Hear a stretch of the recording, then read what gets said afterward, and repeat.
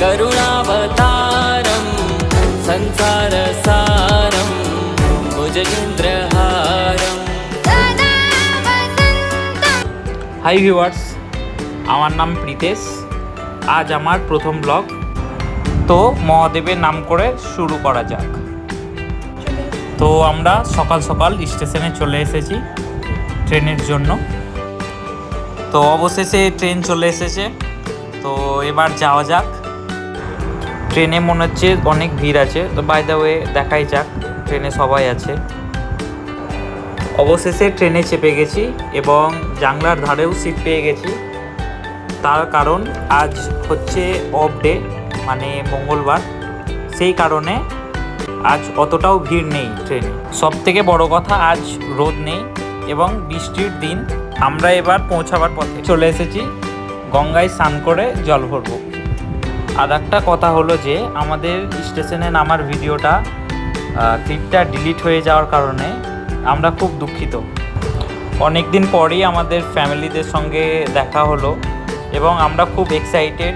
এই সময়টা সবাই নিজের নিজের মতো আনন্দ উপভোগ করছে।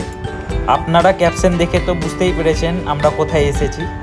তো আমরা মতি ঝর্ণা যাব, যেটা ঝাড়খণ্ডে অবস্থিত। মহারাজপুর স্টেশনে নামতে হয়, তারই পাশে একটা গঙ্গা আছে, সেখানে চান করে জল ভরে যেতে হয়। তো আমাদের জল ভরা কমপ্লিট হয়ে গেছে। সেখানে হেঁটেও যাওয়া যায় এবং অটোরিকশাতেও যাওয়া যায়। তো আমরা অটোরিকশা করে নিলাম, কারণ সঙ্গে ফ্যামিলি আছে। স্টেশন থেকে মতি ঝর্ণা যাওয়ার ডিস্টেন্স 2 থেকে 3 কিলোমিটার্স। স্টেশনের পাশেই অটো স্ট্যান্ড, সেখান থেকেই আমরা অটো ধরেছি।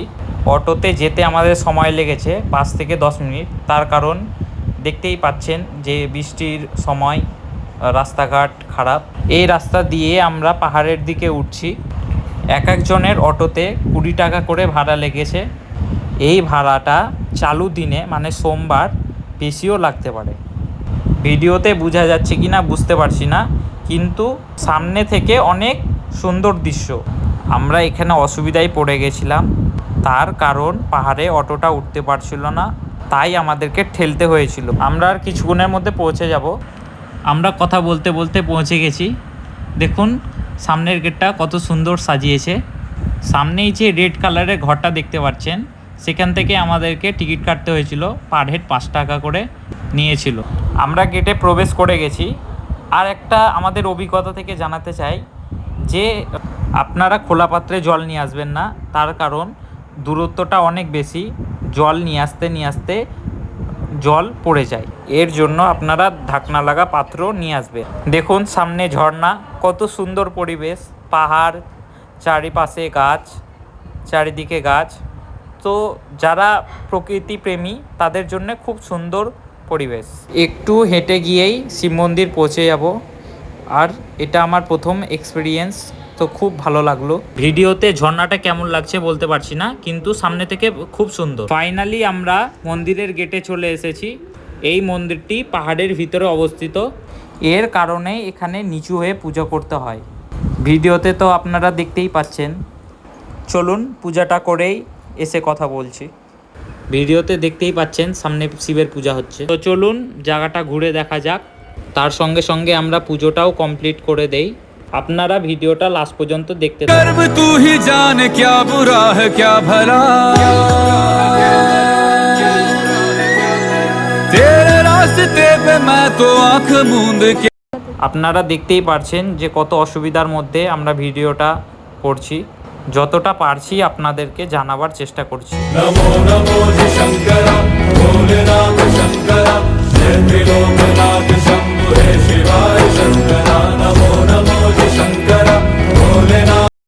তো আমাদের পুজো পুরো সম্পূর্ণ হয়ে গেছে। চলুন ঝর্ণার কাছে যাওয়া যাক। দেখুন ফাইনালি আমরা ঝর্ণার কাছে চলে এসেছি। সেখানে আমরা ফটো ভিডিও তুলছি। ঝর্ণাটা দেখতে কত সুন্দর লাগছে। অবশেষে আমাদের সব সম্পূর্ণ হয়ে গেল। এবার আমরা বাড়ির পথে রওনা দিচ্ছি। যেভাবে এসেছিলাম ঠিক সেভাবেই আমরা ফিরে যাচ্ছি। নতুন করে কোনো অটো বা ট্রেনের ভিডিও করিনি। অটো স্ট্যান্ড থেকে অটো করলে স্টেশন পৌঁছে দেবে। তো ভিডিওটা আপনাদের কেমন লাগলো অবশ্যই জানান। আর আমাদের এই ভিডিওটা থেকে আপনাদের কোনো যদি উপকার পেয়েছেন তো অবশ্যই কমেন্ট করে জানান। আর ভিডিওটা ভালো লাগলে লাইক করুন। আরও নতুন ট্যুর ভিডিও এবং 78 ডেজ হার্ট চ্যালেঞ্জ নোটিফিকেশন পেতে গেলে আমাদের চ্যানেলটিকে সাবস্ক্রাইব করুন। আর সুস্থ থাকুন, ভালো থাকুন, আর আমাদের ভিডিও দেখতে থাকুন। ধন্যবাদ।